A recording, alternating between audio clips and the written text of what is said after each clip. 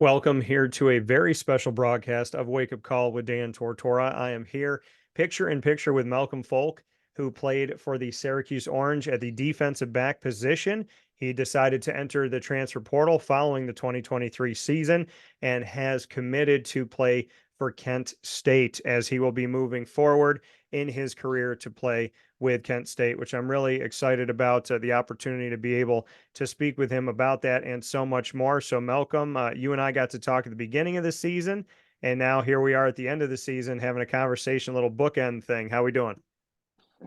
Doing well, sir. How are you? I'm doing well, and first and foremost, I think what's important is I believe you got your degree. Did you not?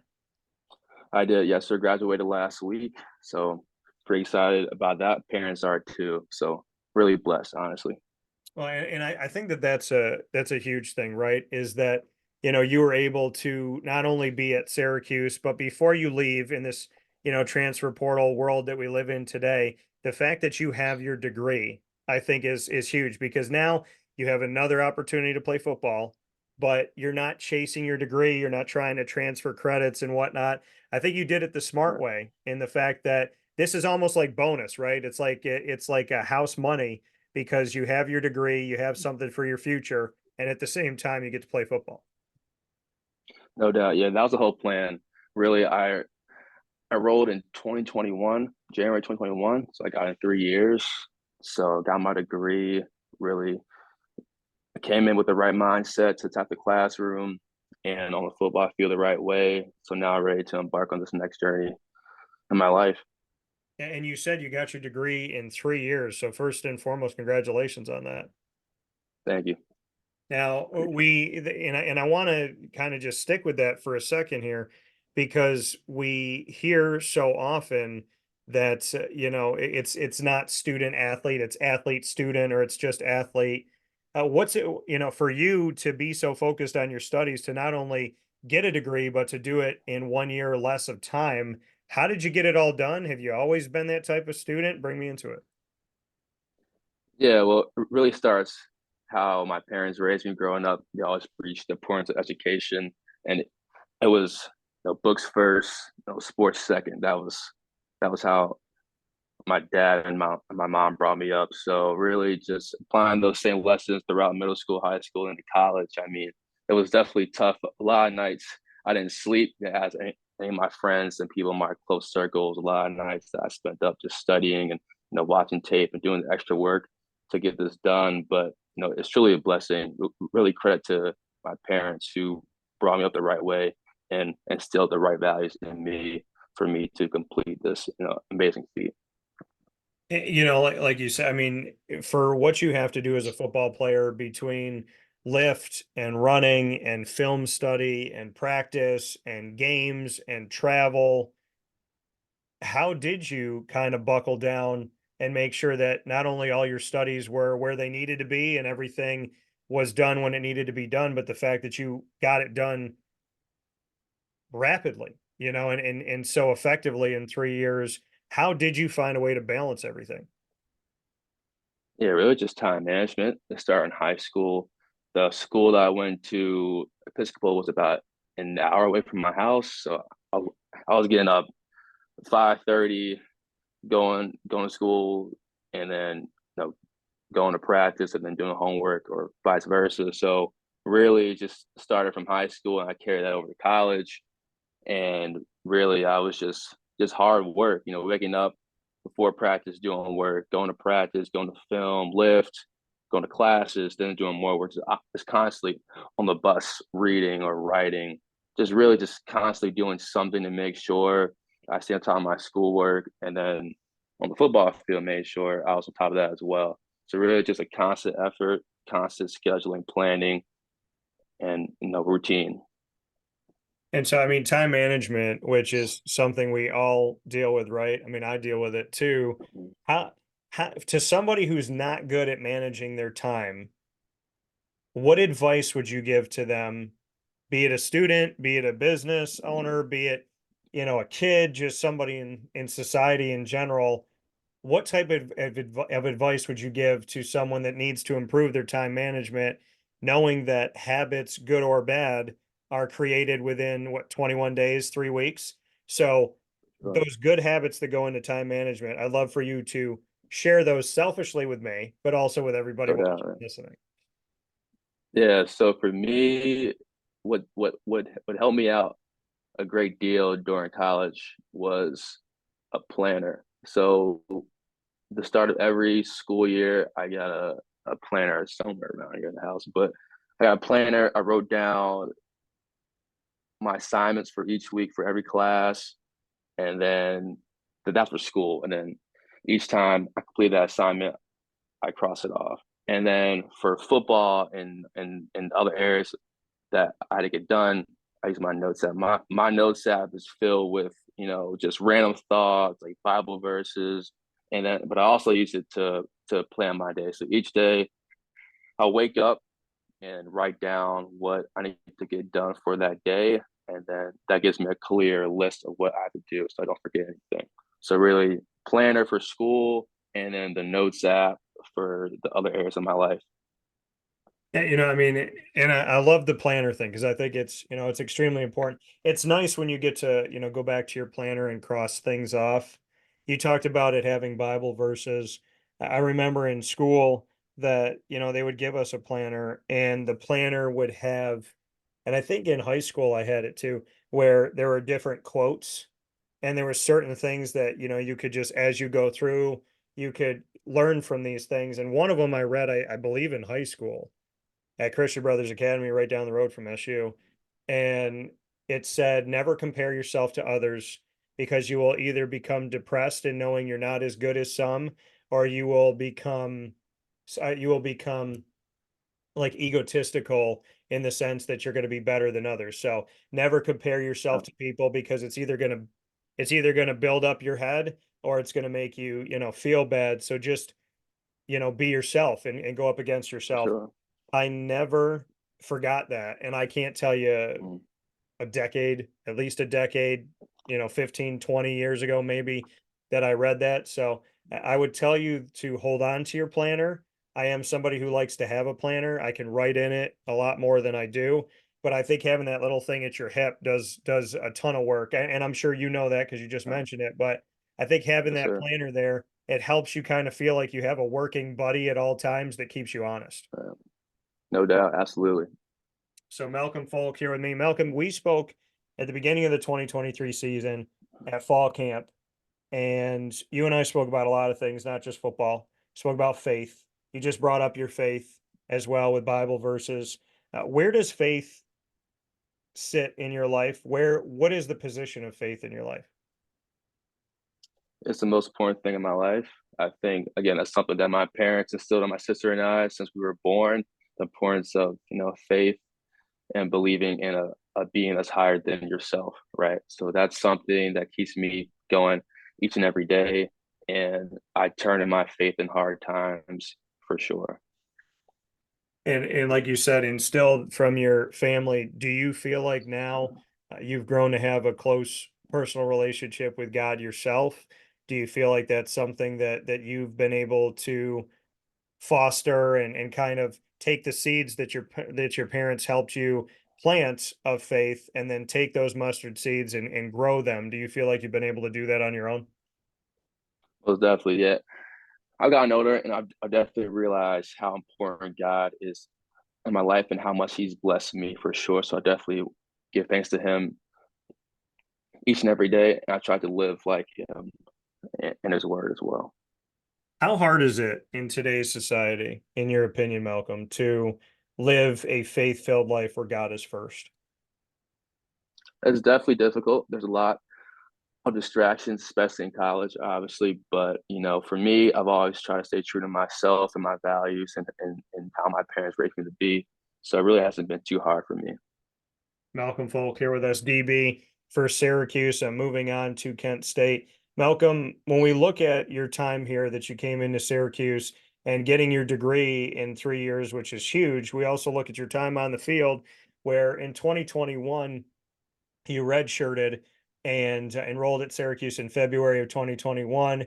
Your redshirt freshman year was last year, your redshirt sophomore year this year. So are we looking at the fact that you have 2 years now at Kent State? Yes, sir. So two years, half of your collegiate career to go. You already have a degree, and you've only played half of your time on the football field. So what are you doing for your master's? Masters right now, there's a few programs that I'm applying to, political science, business, media and journalism. So like those three, sports admin. It's really four actually. So not sure right now what program I'll be gearing towards, but definitely one of those four. So you got, what did you get your degree in? Political science. Political science. Okay. Do you know what Political you want to science. do? I mean, beyond football, do you already kind of have a vision of what that future looks like? Yeah, beyond football, the NFL obviously is still my main goal, but after that, probably law school's a big possibility for me. Agent realm, sports administration. So those three areas for sure. So, and that's huge. And I think there's a lot of different, realms that you can dive into with education being so important to you and time management. I'm not really worried about what that future holds for you, but I know that you want the NFL. Before that, So, looking at these couple seasons that you played for Syracuse after redshirting in 2021, let's go back to 2022 when you got to have your debut, came out onto the field. You appeared in 3 games and you had your collegiate debut on the road at UConn on September 10th of 2022, where you had 3 solo tackles. Bring me back to that game on the road against the Huskies and what it was like to finally take that vision and that dream and that hope that you had as a kid to play college football and then to actually be standing out there with your name on the back of a jersey on the road at UConn. yeah, I'm actually getting chills after he was kind of described that to me again. Wow. It was definitely a beautiful moment. I mean, my freshman year, I tore my meniscus, so I had to get surgery. So I missed that whole year. And then going to my sophomore year, being able to finally play in a real football game, it was. And then my senior in high school was COVID, so I really didn't play at all. So it had been a couple years before I really played in a real football game. So first of all, just playing football again was a blessing. And it was a fun experience. And then playing a college football game for Syracuse was a dream come true. It's honestly something I can't really describe. And I just want to go out there and have fun and play free, and that's what I did. And playing defensive back, we know in Syracuse's defense, there was the emphasis on the back line in a 3-3-5. And we have our corners, safeties, as well as the rover. Coming off of this 3-3-5, do you have a place that you feel like you're best fit to when you go to Kent State? Do you look at yourself and say, I really love to dive more into being a corner, or I want to be a safety. I want to, look at free safety or strong safety more than the other, or I would like to rove. I would like to move around. I'd like to be a hybrid. How do you kind of see yourself moving forward? Well, the beauty of playing in this defense was it forces safeties to be able to play all three spots: nickel, field safety, balance safety, and a little bit of rover. So going into Kent State, I told the coaches, and they know this from my film, it's I can play at 5 spots on the back end if needed. Just because of my background playing for Syracuse, I played field, I played nickel, I played boundary, play a little bit of corner in practice sometimes. But yeah, I'm definitely feel comfortable playing anywhere in the back end, and that was a credit to Syracuse's defense in the 3-3-5. If you had to choose today, and I'm your head coach right now. I get to be Kenny Burns for a second here. If Yeah. I'm Kenny and I say to you, okay, you're going to play safety, and I can either put you in a position to be our strong safety or our free safety, I'm either going to have you focus on the run or focus more on the pass. Where do you want to be? For me, I love hitting people. I'm not gonna lie, I'm a physical guy. So if I have to choose, I would choose boundary because the boundary, that's where the action is run wise, and you can still cover. Yeah. So definitely a boundary safety for sure. If I had to choose, I can play boundary for sure. So you want to be able to go, you want to be the guy in the field that's going to be running at somebody and attacking. You don't every want to be, time. okay, fair enough. Yeah, every time. Yeah, Have you always been that way? Have you always been somebody that says, hey, if I'm going to be out here in the field, I don't want to be covering an area. I don't want to necessarily be waiting for a pass to come. I want to be the guy that's running at whoever has the ball. Have you always been that way? for sure. I think for me, I love to play man to man. Like interceptions are great. Obviously, it's all about turnovers. I know that, but there's something different about the physical aspect of playing boundary safety. And even growing up, I played linebacker and all that good, cool stuff. So it's really just the context part of playing boundary, which I love. And so now we have this opportunity to see you, Malcolm Folk, here heading off to Kent State. Kenny Burns was hired December of 2022. So this first season that he had as head coach of Kent State was this past season of 2023. The team went 1-11. What does that mean to you going on to a team where Kenny steps in and they struggled right away? How do you envision this? Why did you feel like it was still the right fit for you coming onto a team that's had some adversity? For sure. Yes. So met Coach Burns and the whole coaching staff when I went to Kent State for a visit, and I love their vision that they have for the program. They are rebuilding, Yeah. and I want to be a key piece of that rebuilding process. And again, met Coach Burns and the rest of the staff, and obviously new coach last year. Some guys were brought in, and those players left. So now the players that are here on the team this year are the players that are truly brought in to Coach Burns' vision, and I'm one of those players, and I definitely want to love to help Kent State, rebuild this program the right way. You're going into the Mid American Conference, the MAC, and in going into the MAC, this has been arguably the best cemented football conference in America. They have not brought anything in, and they haven't lost any institutions. They have 12 altogether, six in the East, six in the West. Kent State's going to be in the eastern part of the Mid American Conference. Does that hold any weight to you that you're going into a conference where the institutions have not been selfish, but they've been very MAC oriented and they have stuck together better than any other conference? I mean, we're hearing in the ACC where you've been playing that, this school might leave, this school is looking at this, what could happen with this?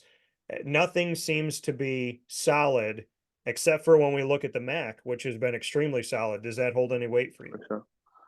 Yeah, most definitely. I think for me, going to the transfer portal process, I wanted to land at a school that was the best fit for me and my family, but also allowing me to fulfill my dreams of playing at the next level.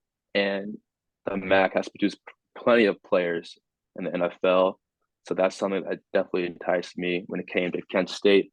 And even from high school, Kent State offered me Bowling Green. I had a lot of MAC schools that offered me in high school. So I learned a great deal about the MAC conference and really excited to compete at the MAC next year. It's an interesting thing, this transfer portal. I mean, essentially, it's professional free agency. I mean, it's what For it feels sure. like. Bring me into your decision of entering the transfer portal. There's a lot of things that you and I are going to discuss here today on Wake Up Call with Dan Tortora here with Malcolm Folk. And everybody has their own individual reasons why they do it. Dino Babers was your coach. He got let go before the end of the season. Fran Brown steps in. Why does Malcolm Folk go into the transfer portal? Right. So the main reason was Coach Babers leaving. I think also Coach Babers, he recruited me in high school. He built a great relationship with me and my family. So that was really tough on me when Babers left. So once he left, definitely talked to my family about possibly leaving. And then also the fact that I was graduating and then also just finding a bigger role on defense. So those three areas for sure. So I want to go to the Dino Babers part first. Dino says that, or Dino ends up leaving. He gets let go. I want to go into this because we didn't get to hear this from Dino, but John Wildhack, the athletics director, says that he offered Dino to coach the last game. He said, I told Dino he could coach it. Dino said no. How true is that to you? I mean, how do you feel about that? I mean, did Dino say, "Hey guys, I love you, but I'm not coaching you"? Did it feel different? Did Dino talk to you guys about it? Because I don't know Dino to be somebody who uh, seeks to burn bridges, and it seemed like from the outside looking in that he gave up on the team. But I don't really know Dino to be that way. So I'd love to get your take from it if he did have that opportunity to coach you guys and how all that was handled. For sure. So I'm not sure what his conversations were with Mr. Wildhack, but I wasn't aware of what you just said. But I know from the player perspective in the locker room for each game, Coach Babers was locked in. He wanted to win every game for us, and he was still coaching his tail off, no doubt. What is that like? I mean, I think a lot of people speak, and I said this to Caleb Okachukwu about this as well, is so many people speak for you guys, right? There's people out there that say, this is why Malcolm did this is why Malcolm did that. I never appreciate somebody speaking for me. I'm sure you don't appreciate someone speaking for you. With Dino, so many people kind of spoke for him. This is why he did this. This is why this and that. You were in the locker room. You experienced Dino on the practice field. You experienced Dino when you had your end of the year interviews. You experienced Dino at any other time that he spoke with you during the game. Who is Dino Babers as a leader and as a head coach from somebody who actually experienced it and is not speaking out of turn? Yeah, Coach Babers, for starters, he's a great man. He's a great role model. He's a coach and a mentor and a person who I could come to about life in general, which I really appreciate it.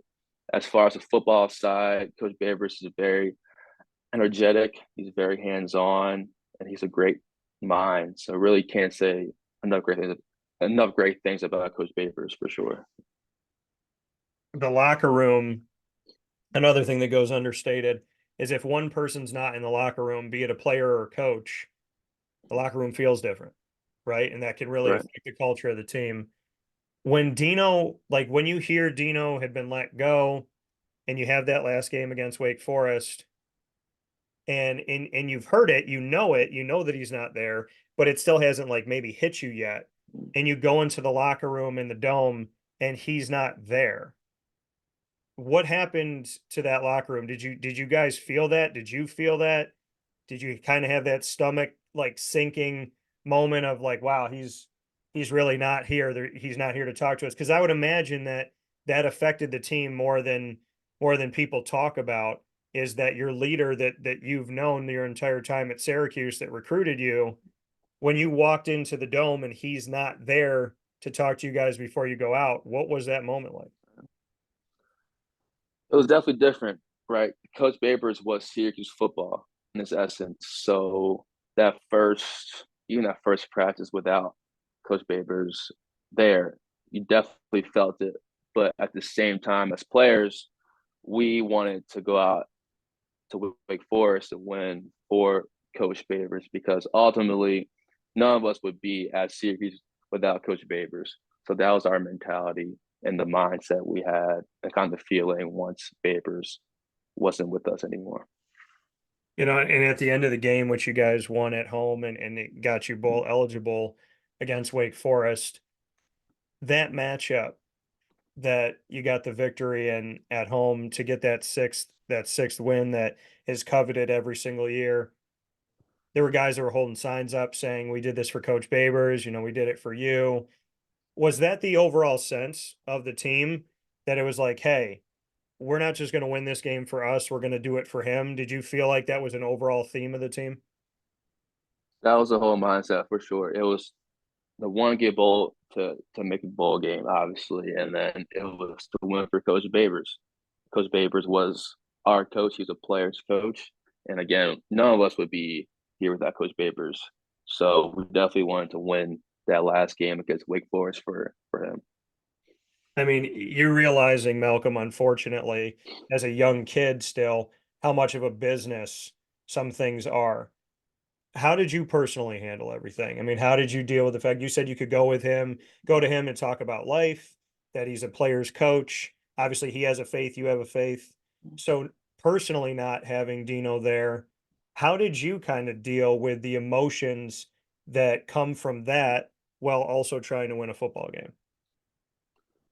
Right. Yeah. So just talk to my teammates, my friends, and my parents, and we just and that's part of life, right? It's a business. Coach Babers and me and my teammates were all grown grown men now, so that's just part of the business, and that's part of life. And obviously, it's tough to deal with, but I have resources and my friends and family, and just kind of move forward. What did they say to you and how to deal with this? What did the support system say? Definitely just to keep moving forward. Obviously, Coach Babers will always be one phone call away, and remember what he's instilled in all of us. But at the same time, just use that as motivation to go out to Wake Forest and win that last game for him. Did you guys get to talk to him? Did he get to address you as a team? How did that like kind of last moment happen? He didn't. So he did not get to address us as a team, unfortunately. But definitely, we'll have to talk to him at some point pretty soon. So how did you find out?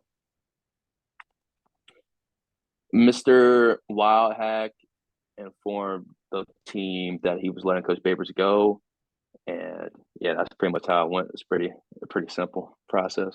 So was it like you played at Georgia Tech and you found out before you left Atlanta, or you found out when you got back? I mean, how quickly did you guys find out?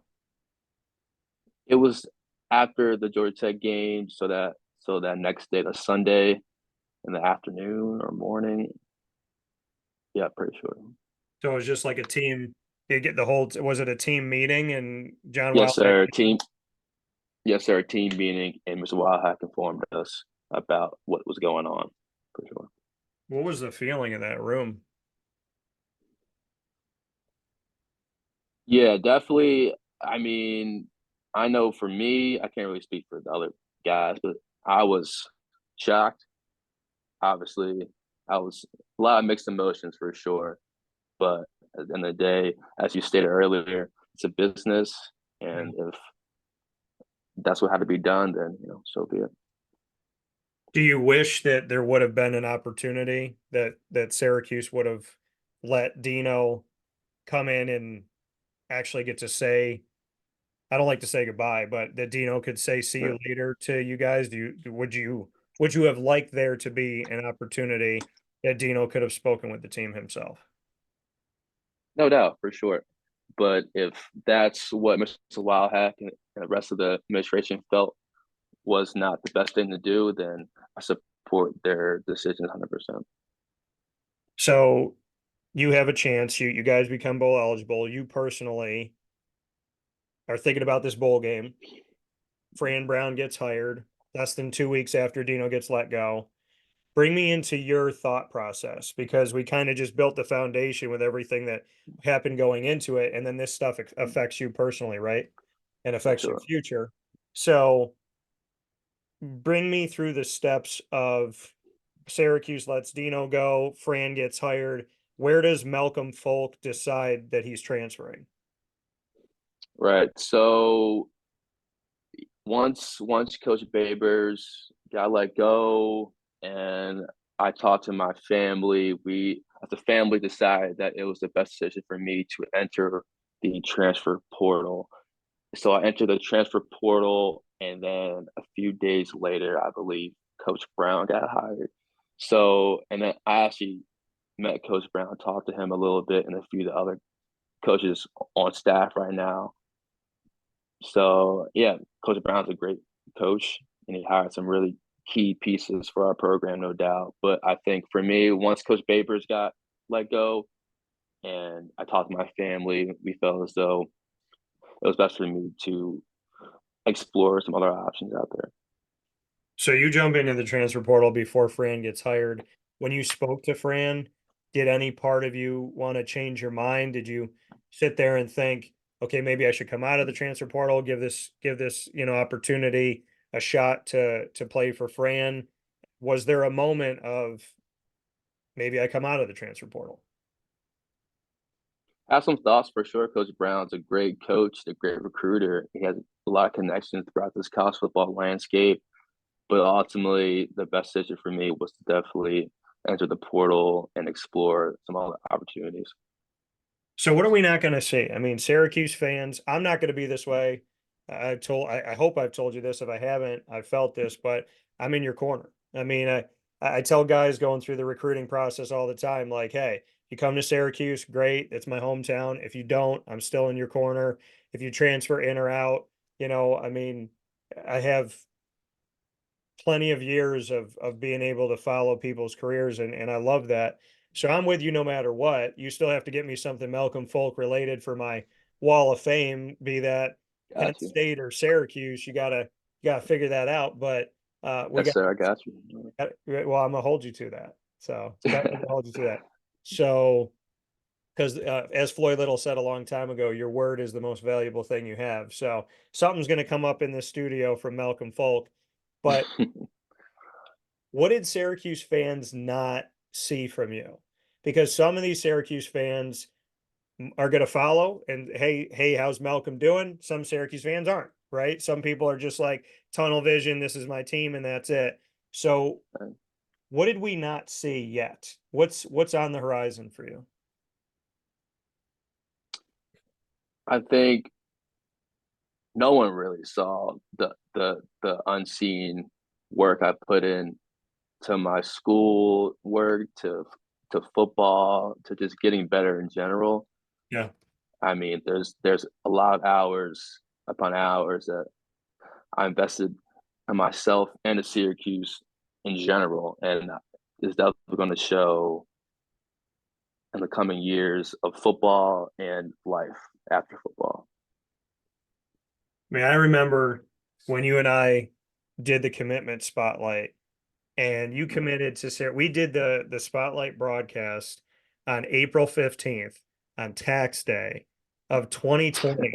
I'm looking back at it Wow. in my studio. So April 15th, 2020, you and I spoke about your commitment. Then Thursday, December 17th of 2020, we did your National Signing Day special.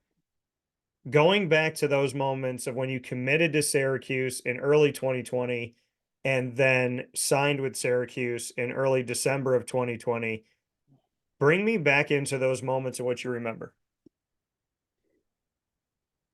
Yeah, so going back, so I committed during COVID, April 2020, I believe. It was during COVID. So that was a crazy time itself. But I committed Syracuse, feel real at all. I literally just went back outside and started working out again after I called Coach Babers, told him I was coming, but it really didn't feel real until I signed.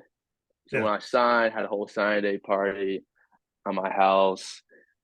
And when I put that pen to paper, that's when I was like, okay, it's real now for sure. So definitely a lot of great memories, a lot that I've learned throughout the past 3 years since I've signed and committed to Syracuse for sure. But yeah, bittersweet for sure. So now you go through the recruiting process again. What was the portal like? So many people talk about the portal that aren't in the portal. When you go Right. through the process, now bring me through the process of going into it. So I know you did it before Fran Brown got hired, but bring me into the process to paint a picture for people that don't know. how do you start the paperwork and the process of getting in? And then your name goes into the portal, and then coaches start reaching out to you. Bring me through this because I think it's important for people to see the behind the scenes of the Right, transfer portal because they just see a list of names. They don't really know how anything right, is about. So I'd love for you to share that. right. Yeah. The process is pretty simple. I talked to my compliance person at Syracuse, and he sent me the paperwork that I needed to fill out to enter my name in the portal. The paperwork, it was probably about a 5 minute process, honestly. He submitted my name, and then within a few hours, I got an email saying that I was officially in the transfer portal. And then as soon as I hit the portal, coaches started DMing me on Twitter, reaching out, and it kind of went from there. What would you say about, I mean, this is being recruited again, right? So Yeah, it's another recruitment, it's another commitment, it's another signing for you. What was it like the second time around? definitely. So even during high school, I kind of hated the recruiting process. I'm not gonna lie. I just wanted to play football, find a school that was best for me. But I know in the transfer portal right now, it's basically high school recruiting all over again. Yeah. So coaches talking to coaches, going on visits, the offers, the whole nine. And I'm looking back at some of this stuff. I mean, when you got the offers that you got, and I'm seeing some of these offers that were on your social media, what was it like? Bring me into the offers that you received, and was it what you anticipated? Was it crazier? I know you said you didn't like the process the first time around and weren't really a fan of it, but what was the recruitment process like the second time? It was it was great. Well, first of all, definitely blessed to have the opportunities that I had and the interest that I had because I know in this transfer portal world right now, there's a lot of kids that were not as blessed as I was. So every conversation that I had with a coach, every phone call, and then offer, I really truly appreciate it because I know how this process is now in the world that we're in with over 1,000 kids in the portal right now. It's ridiculous. So definitely the offers that I received, I was truly blessed and thankful, and the interest that I had was a blessing for sure as well. So, I mean, as soon as Dino was let go, was that like in your brain, like, okay, transfer portal, I want to get to it early because I don't know how many people are going to be in it? Was that kind of your mentality Mhm. of get in it early, get out of it early? It was definitely I definitely wanted the process to be as quick and efficient as possible. And then I also knew that I was going to graduate in December. So it was a matter of, okay, I need to find a school to apply to grad school for the certain programs I wanted to pursue. And then yeah, just really just trying to find a home, the right fit as efficient as possible was my thought process once Babers was let go, unfortunately. And you said you wanted to be a part of this rebuilding of Kent State. And Kent State's interesting because at the beginning of Baber's career, his offensive coordinator was Sean Lewis. And then Sean Lewis Right. went to Kent State. And now you're going to Kent State after being under Dino, but it's a different Kent State.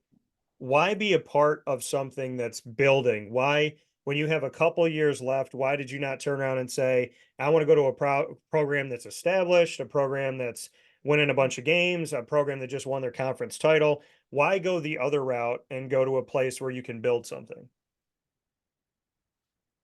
As a men, I feel as though that's what we're born to do is build and create something for our families and for the people around us. So I guess that part has always been in me. Even day back to high school, my junior year we won our league championship, and I was a part of that building process. Wasn't necessarily rebuilding, but we built our team to win our league championship.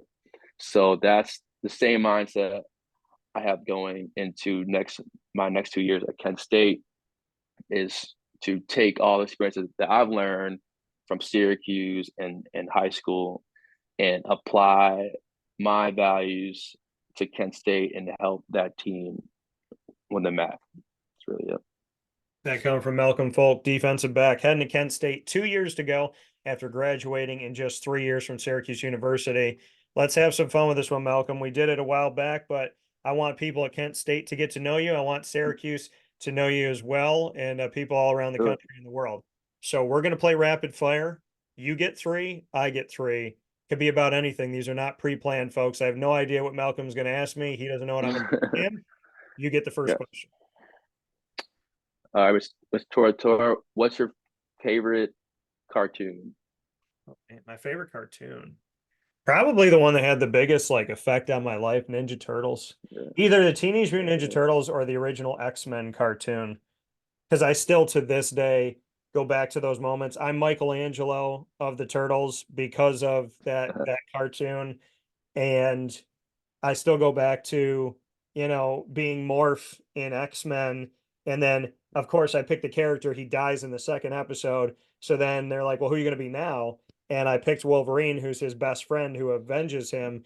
And I literally, every time we played Wolverine, I would sharpen pencils and put them in between my fingers and run around with, these really sharp pencils. And I thought I was a good Wolverine. So, I mean, I don't know, Hugh Jackman, he's done all right, but I think I could take him with my pencils.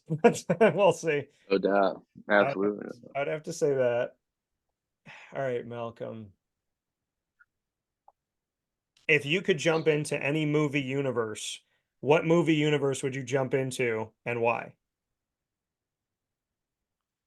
So you mean like the movie scene or Like you could jump in, universe? like you could jump into a mafia movie. You could jump into Harry Potter. You could jump into Okay. Marvel. You could jump into the world of Yeah. literally anything. Super Mario. What would Got you do? you. Yeah, that's a great that's a great question. I'm not really a big movie guy. Home Alone, I was just watching that because it was Christmas, and I mean, honestly, that seemed pretty cool. I would love to be with the kid in his house, kind of defeating those bad guys. That'd be pretty sweet. By far the best answer I've ever received. Home Alone is the Yeah, best Christmas movie ever created, and it's not even close. So, and I yeah, watch it every single 100%. year still. Me too. Yeah. It's a I great like movie. that. What'd you say? Great movie for sure. Do you like the first one or the second one better? The first one's a classic. Okay. First one for sure. Okay. What's your second question for me? Second question: why do you love Syracuse sports so much? Like, why are you invested in Syracuse sports as much as you are? I mean, I would say, that it's my hometown. These are my Yeah. people. And I would say for me, I mean, I came back here to start my company. I didn't really know what I was going to do when I came back, but I chose to come home when I was living in Florida, which has now grown to be the second hub of my company. And we do a ton of work down there and was just down in Florida for almost 2 weeks. So, I mean, I would say I have the best of both worlds, but I love Syracuse sports so much because it's my community. There's a line from Macklemore, and on really tough days and on really not to and really good days, I think about the same line, which is I got my city right behind me. If I fall, they got me. And I take that to heart. So I would say it's a bunch of blue collar people. It's a bunch of hardworking people. I think they still, here in Syracuse, people want you to be genuine. They want you to be honest. They want your word to mean something. I don't think we're very welcoming to people whose words don't be kept. I think we kind of very nicely tell those people they should go live in another community if they choose to. But yeah, I mean, I like the blue collar. I think the Syracuse fans, there's a difference between fan and fanatic. A fan could be upset with the team, but they will come to the game and they will support you and they'll watch it and they'll cheer. A fanatic had a fight with their wife and they came to the game and they yelled at Malcolm because they can't yell at their wife at home. And so I would love to get rid of the fanatics that live in Syracuse. I would love to get rid of the fair weather fans that live in Syracuse. And I'd love for the dome to be filled with actual, genuine, realistic fans who remember that the way you talk to someone is the same way that they should talk to you. And if they believe that, I think they would probably stop doing what they're doing, because there's a lot of fans that are mean to players, coaches, me as a broadcaster. I mean, I told people Dan Mullen wasn't going to be the coach, and I got 3 days of harassment on social media by telling people the truth. So, I'm Yeah. sorry I told you the truth, but I'm actually not sorry. So I love my hometown. I think there's some Syracuse people call themselves Syracuse fans, and I would challenge the validity of their fandom, I would say. No doubt. All right, my second question for you. How would you describe the Syracuse fan now that you're leaving? Syracuse fans, very, very passionate. I'm from the Philly area, so there's definitely parallels between Syracuse fans and Eagles fans. Very passionate. They love Syracuse football, which I love. I can appreciate that. They love Syracuse, the the city. So yeah, definitely passionate and their love for Syracuse sports and the football team is something that I'll always cherish for sure. Yeah. Passionate, absolutely true. I think there's some people on Syracuse message boards that are Duke fans.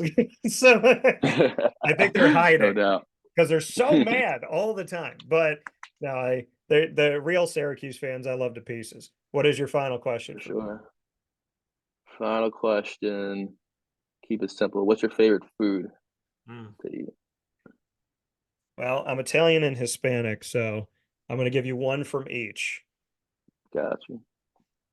I love the art of making a good tower of nachos, and I Yeah. also love a good slice of pizza, which is thin crust, more cheese than sauce, cut in a triangle, falling off of the actual plate, and the cheese that just pulls for days. So if you can make me a good slice of pizza or you can make some killer nachos, we could be friends.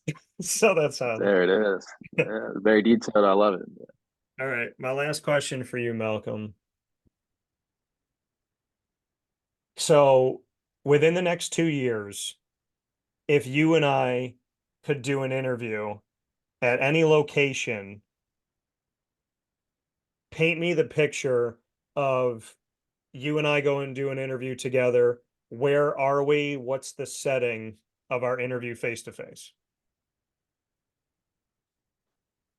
At a pizza shop in Syracuse, I think that would be the ideal the ideal spot for sure. Full circle moment. Yeah. Well, I That'd be got a pretty few of them, cool. man. I actually Yeah. got some set up in the waiting. So you want to do it, we'll make it happen. Okay. Let's do it. I'm down. Got to make sure that we get Malcolm some good. Yeah, I don't know what the pizza's like in the Kent State area, but Syracuse has had, we got some Italians here that came from Ellis Island, so you're going to get some good food here, as you well know. Awesome. So that coming from Malcolm Folk, moving on from Syracuse to Kent State, but not before getting his degree and paying respects to the program and to the school itself. Malcolm, I appreciate you, appreciate your family, and I look forward to our next conversation. I can't believe our first one was 3 years ago, but I definitely look forward to the next time. Me too, Mr. Tortora. It's been an honor and a pleasure to talk to you throughout my whole Syracuse career and looking forward to talking to you in the near future.